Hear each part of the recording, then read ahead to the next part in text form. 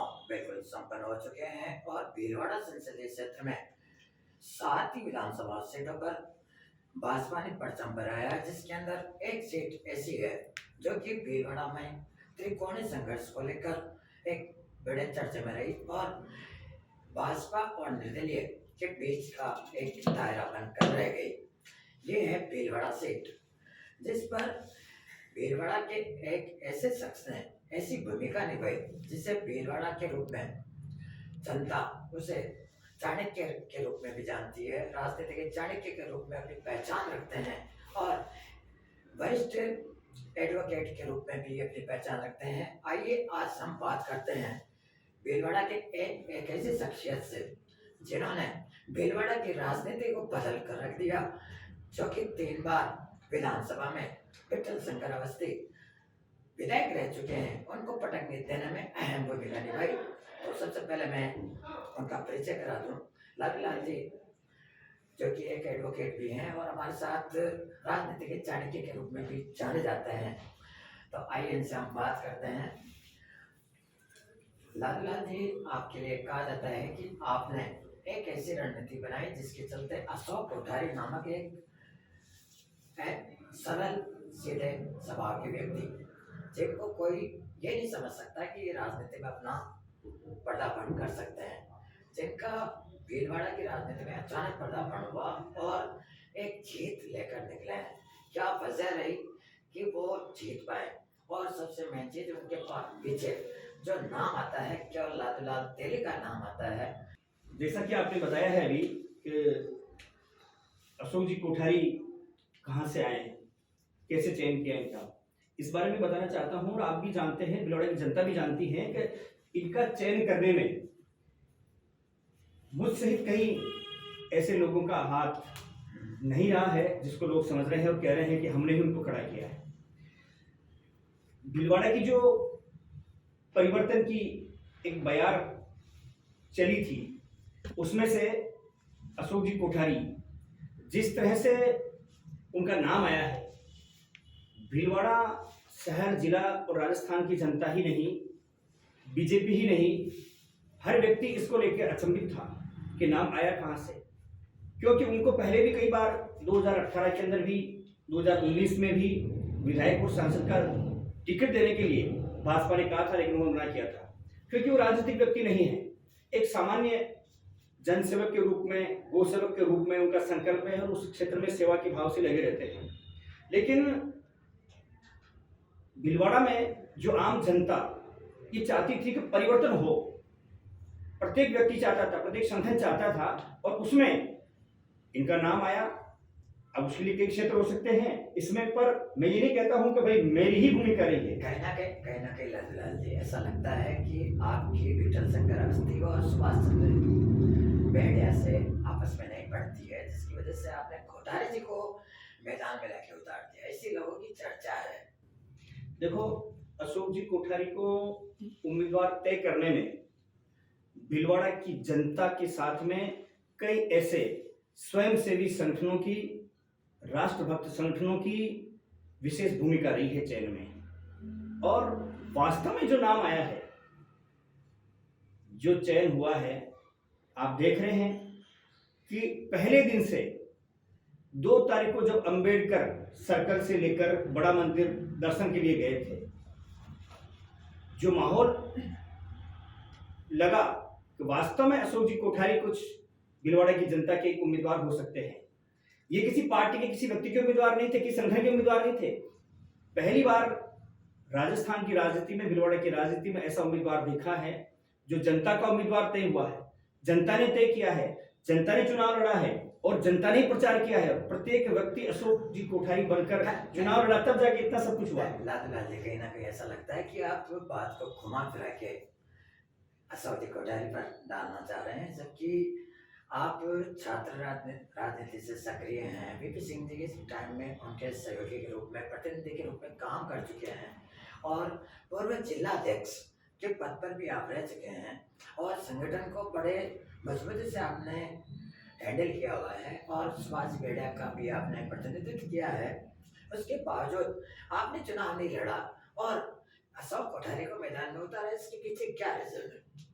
देखिए, मैंने कोशिश की थी, टिकट मांगना सबका अधिकार है, टिकट मांगा था, संगठन नहीं दिया था, कोई बात नहीं, लेकिन मेरी किसी से कोई नाराजगी न थी, न है, न रहेगी, क्योंकि वो सब मेरे, चाहे सांसद सुभाष जी बेड़िया हो, चाहे विठल शंकर जी अवस्थी हो, चाहे और कोई पदाधिकारी हो या नेता हो या जनप्रतिनिधि हो, क्योंकि मैं एक सामान्य कार्यकर्ता के रूप में भिलवाड़ा के अंदर आया और पिछले 35 वर्षों से छात्र राजनीति से विभिन्न पदों पर रहते हुए एक सेवा भाव से, संगठन भाव से काम कर रहा हूँ।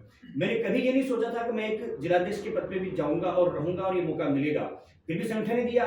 लेकिन इस बार जिस तरह का परिवर्तन का दौर था और मात्र संगठन मान लीजिए या विभिन्न संगठन मान लीजिए या जनता की आवाज समझ लीजिए या जनता की भावना समझ लीजिए, जनता ने तय किया, संगठन ने तय किया, तो मुझे भी आदेशित किया गया, मुझे भी बताया गया कि आपको इधर नहीं इधर काम करना है, इसलिए मैंने इधर काम किया। मैंने मेरी अपनी मर्जी से काम नहीं किया, नहीं मेरी उनसे कोई नाराजगी थी है न रहेगी।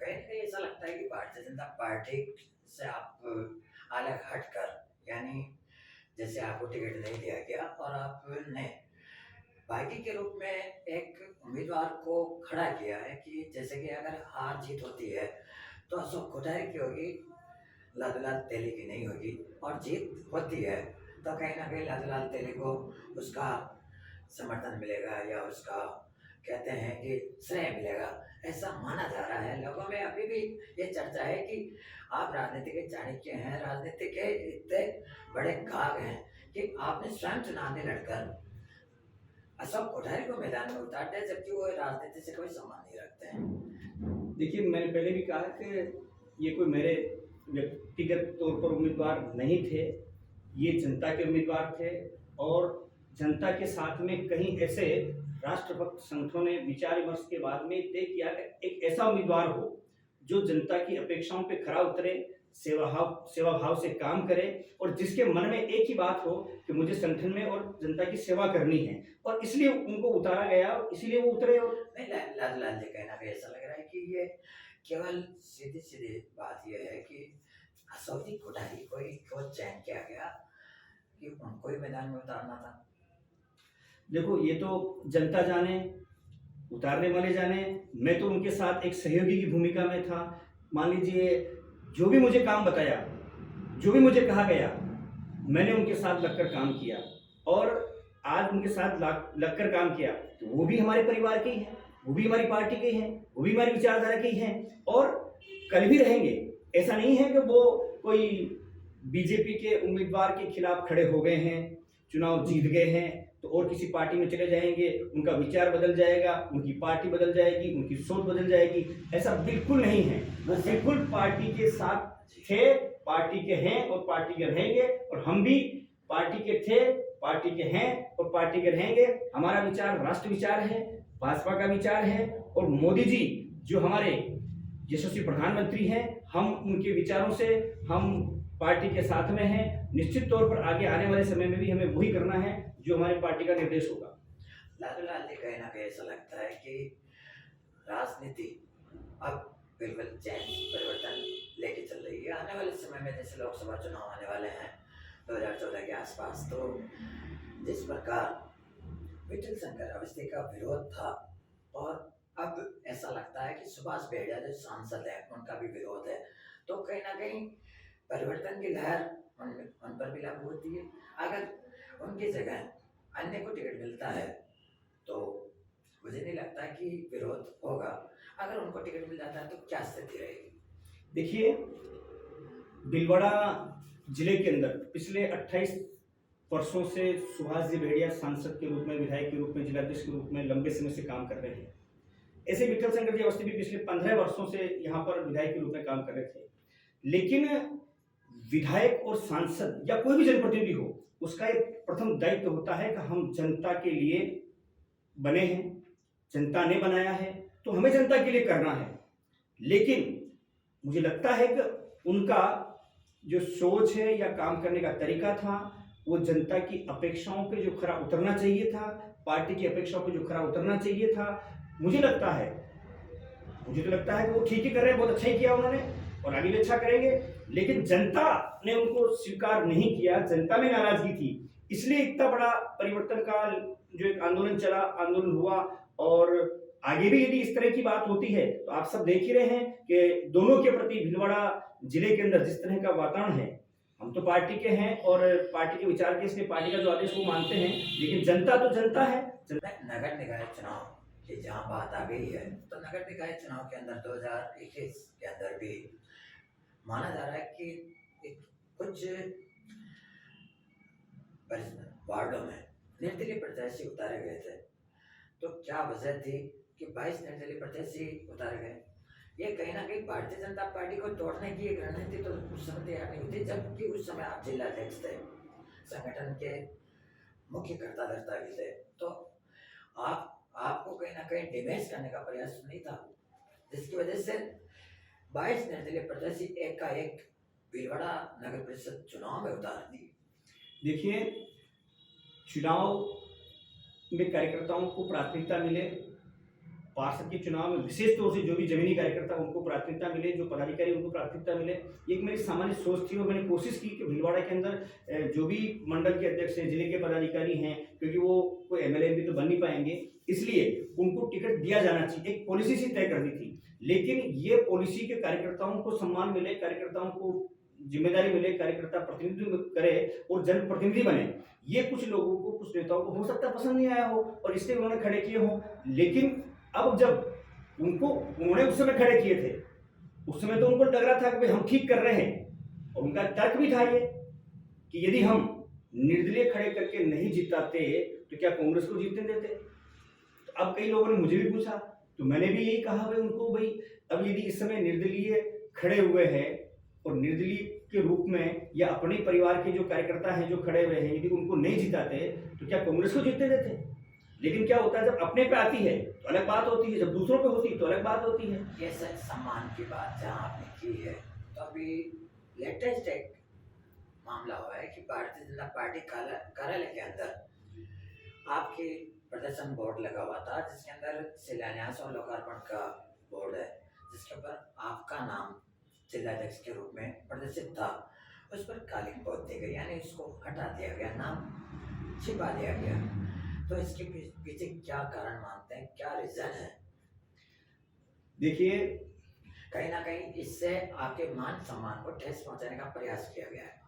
देखो, मेरे को तो मान सम्मान अपमान सब सहन करने की एक आदत सी पड़ गई है, क्योंकि जब राजनीतिक क्षेत्र में काम करते हैं तो जहाँ कहीं मान सम्मान मिलता है तो अपमान भी मिलता है, तो गाली भी मिलती है, तो कई तरह के ऐसे भी मिलते हैं तो सुनने पड़ते हैं, क्योंकि इस क्षेत्र में है। रही बात भारतीय जनता पार्टी कार्यालय की, तो भारतीय जनता पार्टी कार्यालय के लिए भीलवाड़ा जिले के हजारों कार्यकर्ताओं की अपेक्षा थी, इच्छा थी कि हमारा भी कोई कार्यालय हो, और मेरा सौभाग्य रहा कि वो कार्यालय मेरे समय में बना और उसका उद्घाटन कार्यक्रम में मुझे भी रहने का सौभाग्य मिला। उस दौरान मेरे पास जिलाध्यक्ष की जिम्मेदारी थी।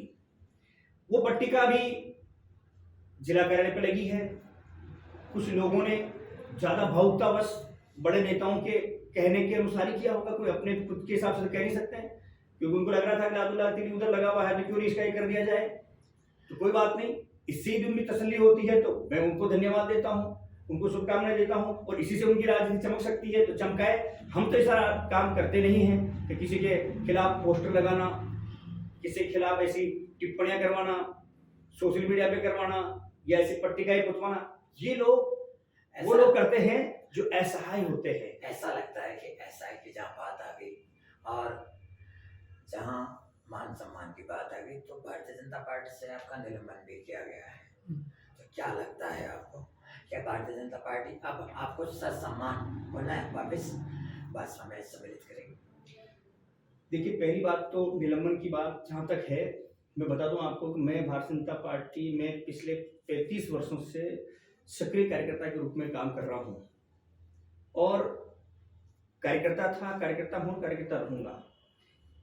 परिवार बहुत बड़ा है, पार्टी बहुत बड़ी है, और कई बार ऐसे निर्णय करने पड़ते हैं, कई बार ऐसी स्थितियां बन जाती है, लेकिन वापस वही अपने परिवार में जो एक सामान्य प्रक्रिया होती है उसके अनुसार हम सब लोग साथ परिवार में बैठते हैं। नाराजगी होती है, खुशी भी होती है, साथ भी होता है, थोड़ा दूरियां भी बनती है, तो राजनीति है, कड़वी मीठी बातें चलती रहती है। और निश्चित तौर पे ये जो निलंबन वाली बात है, ये बहुत जल्दी ही मैं सोचता हूँ हम हो जाएंगे, विलंबित कागजों में जरूर कर दिया हो, लेकिन हम तन मन से और समर्पण से, काम से आज भी पार्टी की विचारधारा और पार्टी के साथ में हैं। और पार्टी में हमारे नेता नरेंद्र मोदी जी हैं, हमारे राष्ट्रीय अध्यक्ष जेपी नड्डा जी हैं।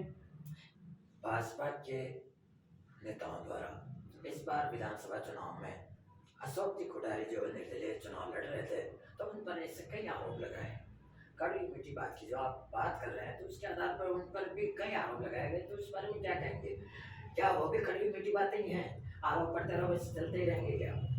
देखो, आरोपी ही आरोप लगाते हैं, आरोपी ही आरोप लगाते हैं, और जिनके पास बहुत कुछ होता है आरोप लगाने के लिए, लेकिन वो कुछ लोग नहीं लगाते हैं।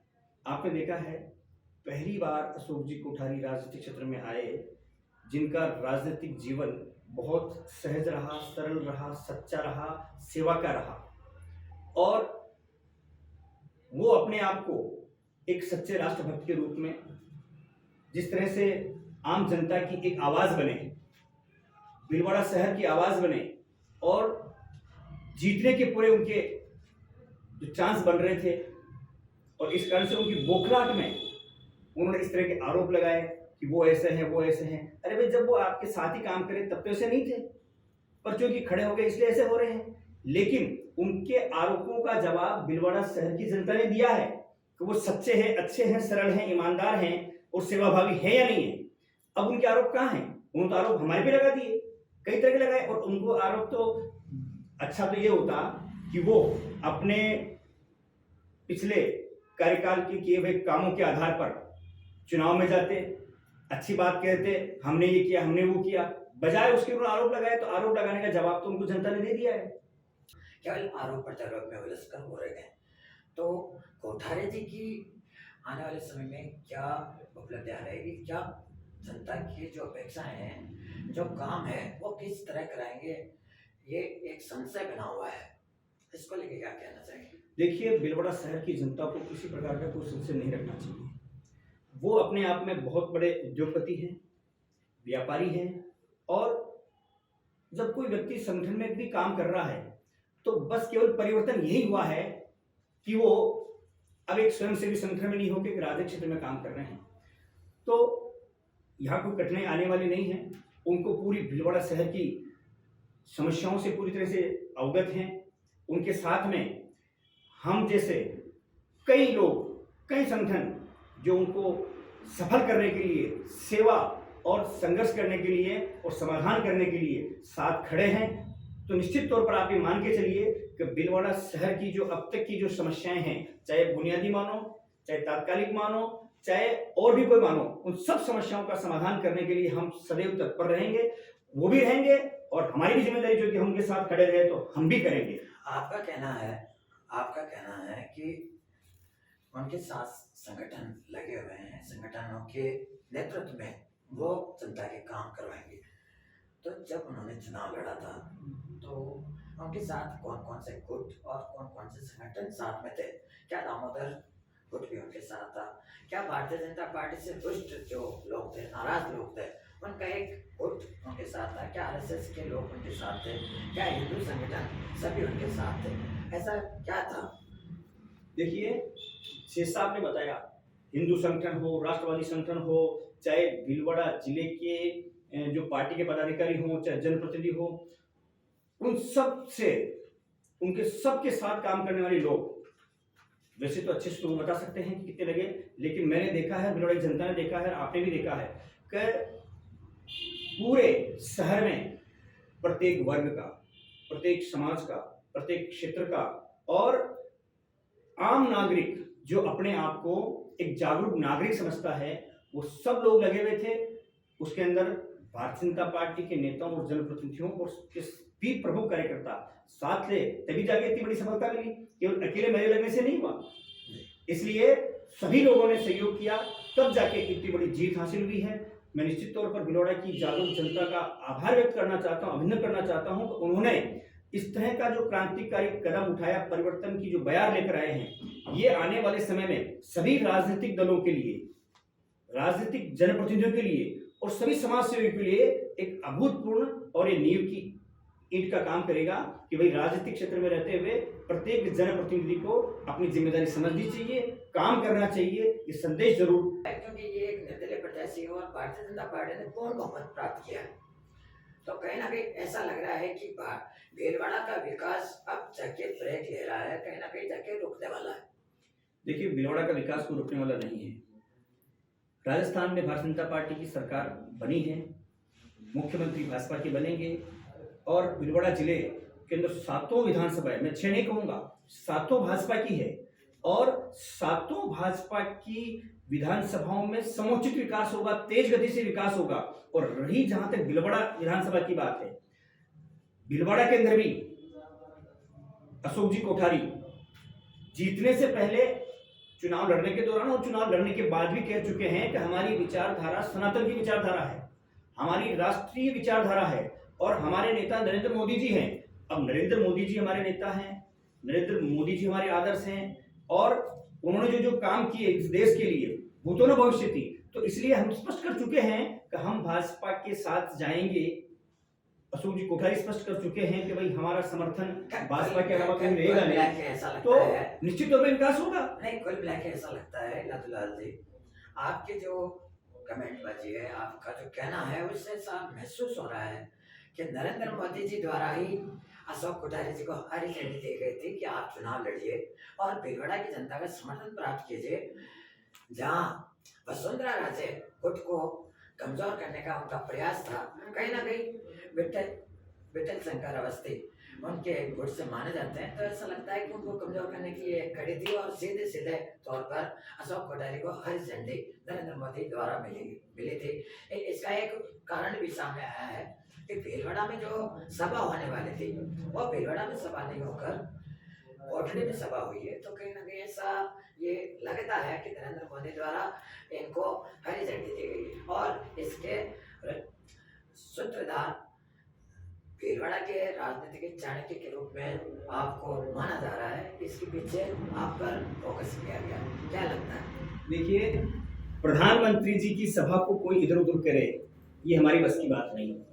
और रही बात प्रधानमंत्री जी के समर्थन की बात, तो प्रधानमंत्री जी का तो आशीर्वाद इस देश के सभी नागरिकों को है और प्रधानमंत्री जी सब के लिए करते हैं। उनका तो एक ही नारा है, सबका साथ, सबका विकास, सबका प्रयास और सबका विश्वास। और ऐसे में उनकी सभा क्यों कैंसिल हुई, क्यों परिवर्तित हुई, वहां क्यों हुई, यहाँ क्यों नहीं हुई, इसके बारे में ये मेरा विषय नहीं है। तो मैं स्पष्ट कह सकता हूं कि इस बारे में हमने कोई भी, क्योंकि हमारी सकारात्मक राजनीति रही है, नकारात्मक कभी नहीं रही। हमने हमेशा अपने विषय को जनता के सामने रखना और अपने विषयों को लेकर जनता के बीच में जाना और अपनी उपलब्धियां बताना और अपना काम करना, ये रहा है। ये विषय सभा से संबंधित हमारा कोई लेना देना नहीं है। हमने तो कहा था कि वो आए, हम उनका स्वागत करेंगे क्योंकि हमारे देश के प्रधानमंत्री यहाँ आ रहे हैं। ये हमारे साथ है राजनीति के चाणक्य और वरिष्ठ एडवोकेट लालूलाल देहली, जिन्होंने बेबाक होकर लोकवाणी के ऐसे सवालों का जवाब दिया जो कि आम जन के मन में विचार बनकर उभर रहे थे।